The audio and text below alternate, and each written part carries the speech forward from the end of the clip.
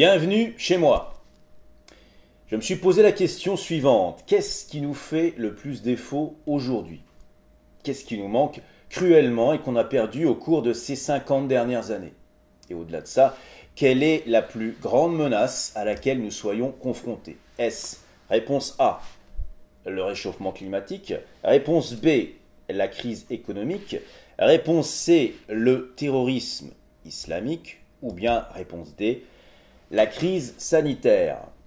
Comme joker, on pourrait avoir recours au vote du public, si seulement celui-ci était bien avisé. Et si c'était le cas, il nous répondrait que notre pire ennemi, c'est la perte de confiance globale, ce qui induit la méfiance et la peur. Dans toutes les strates de la société, la confiance s'en est allée. Fini la confiance dans nos gouvernements qui joignent à la corruption, l'incompétence et la soumission. La corruption, la France l'a connue de tout temps, sous tous les régimes, quel que soit le parti au pouvoir. C'est un défaut organique qu'il est difficile de faire disparaître, mais qu'on peut au moins limiter. Or, la financiarisation de l'économie, la professionnalisation politique, la dissolution des frontières physiques renforcent cette tendance à la corruption généralisée. L'incompétence s'est, elle aussi, de plus en plus généralisée à partir du moment où les personnes incompétentes deviennent inamovibles en politique, dans les médias, dans les expertises en tout genre. En politique en particulier, étant donné que nos élus ne peuvent être révoqués, et c'était pourtant, souvenez-vous, l'une des revendications du fameux RIC des Gilets jaunes, la possibilité de révoquer des élus défaillants. Étant donné, disais-je, qu'ils ont le champ totalement libre entre deux élections, comment voulez-vous que la logique des réseaux, quand ce n'est pas celle des quotas, ne l'emporte pas sur les questions de compétences? Ainsi, on continue de voir les mêmes têtes de celles et ceux qui nous ont menés à la catastrophe et qui, non seulement n'ont jamais à assumer et payer leurs erreurs, mais continuent d'être invités à s'exprimer partout et tendent la main à des gens de leur réseau tout aussi incompétents mais qui leur sont en outre redevables. La soumission, ça c'est nouveau, c'est la cerise sur le gâteau. Un pays qui a abandonné sa souveraineté au profit d'entités économiques supranationales comme l'Union européenne ne peut plus inspirer confiance à ses habitants. Les dirigeants français prêtent trop souvent allégeance à des organisations mondiales ou apatrides, et ils sont trop souvent soucieux de réparations imaginaires à l'égard de pays étrangers pour que les Français puissent voir en ces dirigeants des gens fiables, des représentants et des protecteurs. Donc, fini la confiance dans nos gouvernements.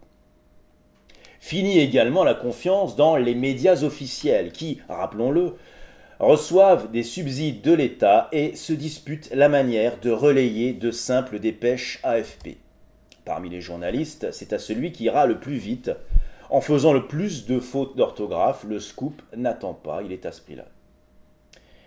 Ces médias ont autorité parce qu'ils sont subventionnés et qu'ils appartiennent à de grands groupes financiers. Cela leur confère une légitimité dont ils abusent pour promouvoir leur vision du monde. Je vais y revenir. Par voie de conséquence, finit aussi la confiance en les experts, quel qu'en soit le domaine, choisis par les politiciens éventuellement corrompus, et mis en lumière par des médias éventuellement soudoyés. Comme on peut le constater, la perte de confiance suit la loi des dominos. Enfin, fini la confiance entre nous, petites gens. Déjà, nous avons fait de la suspicion une seconde nature dans un monde hyper concurrentiel qui incite chacun à se battre en permanence pour faire valoir ses droits. Mais nous le sommes encore davantage aujourd'hui relativement au terrorisme, par exemple. Si vous entendez Allahu Akbar dans la rue, vous sautez à plat ventre ou vous partez en courant. Si votre voisin ne vous dit plus bonjour, porte une djellaba et se laisse pousser la barbe, vous êtes inquiet. C'est l'actualité qui veut ça, pas vous. Relativement à la Covid, n'en parlons pas. On assiste maintenant à de la délation pour non-port du masque ou non-respect du nombre de convives. Bonjour l'ambiance. À tout ceci s'ajoute, je le disais, l'âpre concurrence sur le marché de l'emploi. Et puis bien sûr, vous ne pouvez plus rien dire car il y a à présent une police de la pensée et de la parole dont chacun est invité à être un relais sur les réseaux sociaux. Et après la chasse aux fascistes, on assiste à présent à la chasse aux complotistes. Et c'est de ça que je vais maintenant vous parler, du fameux complotisme. Alors vous l'aurez compris, je n'ai pas consacré la première moitié de cette vidéo à la notion de confiance, et plus exactement à la perte de confiance, par hasard. Pour moi, le complotisme est la conséquence logique de tout ce que je viens de mettre en évidence. Autrement dit, la tendance à voir des complots partout n'est pas une cause du problème ou de nos problèmes, mais une conséquence de la perte de confiance généralisée. Or, qui est responsable de cette perte de confiance durant ces 50 dernières années? Eh bien, on reprend les mêmes et on recommence. Nos gouvernants, pour commencer, qui sont de grands pourvoyeurs de mensonges, et cette année 2020 aura été le summum en la matière. Comment les Français pourraient-ils avoir confiance en eux? Rappelons au passage qu'ils n'ont été qu'une minorité à placer Macron au pouvoir, ce qui le rend certes légal, car élu, mais pas légitime. Les médias autorisés ensuite, qui tous promeuvent la même vision du monde, dont je parlais plus haut, c'est-à-dire gouvernés par des instances supranationales en chemin vers le village-monde. Ce n'est pas du complot, c'est une réalité qui se vérifie chaque jour dans les journaux. Et les médias se chargent, de surcroît, de disqualifier toute tentative de faire basculer l'opinion dans le camp de ceux qui pensent local et pas mondial. Ils ont même créé pour cela un observatoire du conspirationnisme. Les experts également, tous ces gens qui sont devenus organiques, qui sont systématiquement convoqués sur les plateaux télé dès qu'il est question de leur sujet de prédilection. Et qui ont en général à ce moment-là, comme par hasard, un bouquin à vendre. Les Français eux-mêmes, pour finir, coupables de se désintéresser trop souvent de la politique et des affaires sociales, tant qu'ils ne sont pas directement impactés. Puis, d'accorder trop de crédit au prêt-à-penser dans les médias les plus en vue. Le fil de la confiance a été rompu à partir du moment où il est devenu évident aux yeux du grand nombre que les gens entre les mains desquels était confiée l'autorité la mettaient au service d'intérêts personnels, d'où la corruption, ou étrangers, d'où la soumission. Un homme comme De Gaulle, on commémorait ces jours-ci le 50e anniversaire de sa mort, qu'on l'aime ou non, était un être non corrompu et non soumis. C'était de ce fait un chef d'État. À côté de ça, on peut être compétent, incompétent, sympathique, antipathique, mais au moins on assure l'essentiel en termes de confiance, à savoir l'intégrité et la loyauté.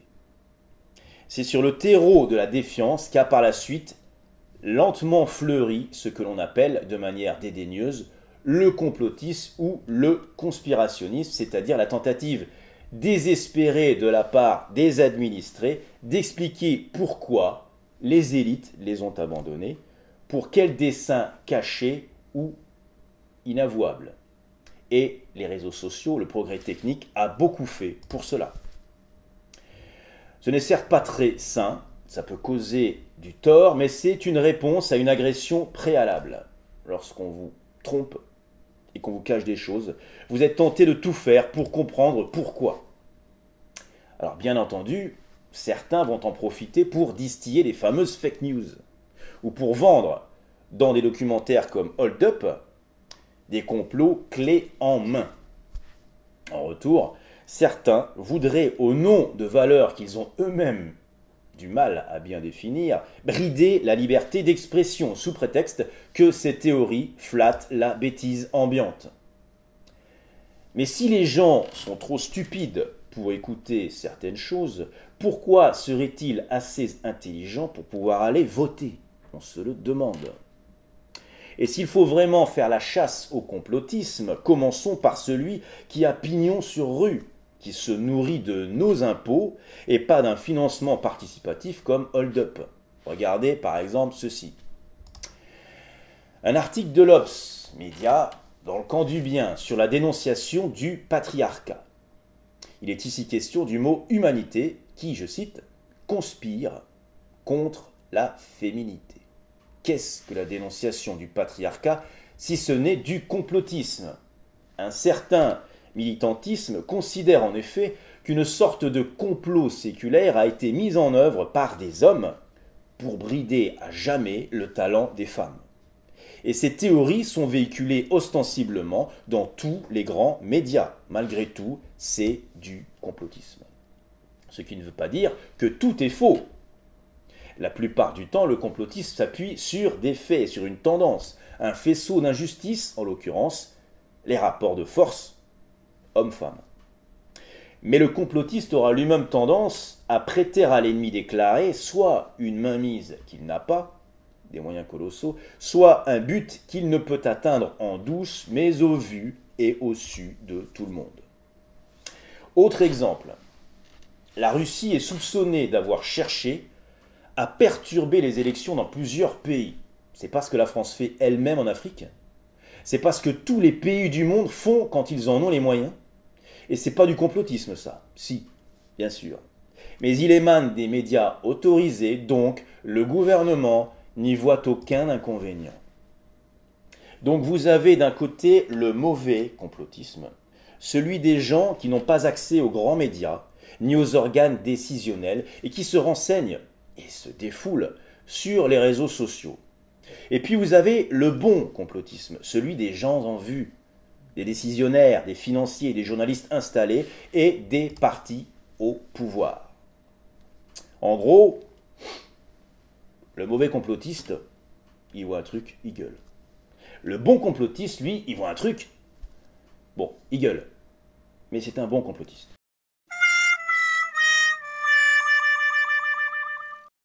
Il est temps de conclure sur une petite note historique. Rétrospectivement, Hitler, dans son projet d'Holocauste, n'a pas mené de complot contre les Juifs. Il a annoncé clairement la couleur dans un livre, et une fois au pouvoir, il a accompli ce qu'il avait dit qu'il ferait. En revanche, pour arriver au pouvoir, il a comploté. Et à l'époque, les gens qui le prenaient au sérieux et mettaient en garde contre lui étaient, de notre point de vue, complotistes. C'est pareil pour nos dirigeants. Ils n'ont pas à comploter parce que nous leur avons laissé le pouvoir, que nous n'avons plus aucun pouvoir et qu'ils n'ont plus aucun compte à nous rendre.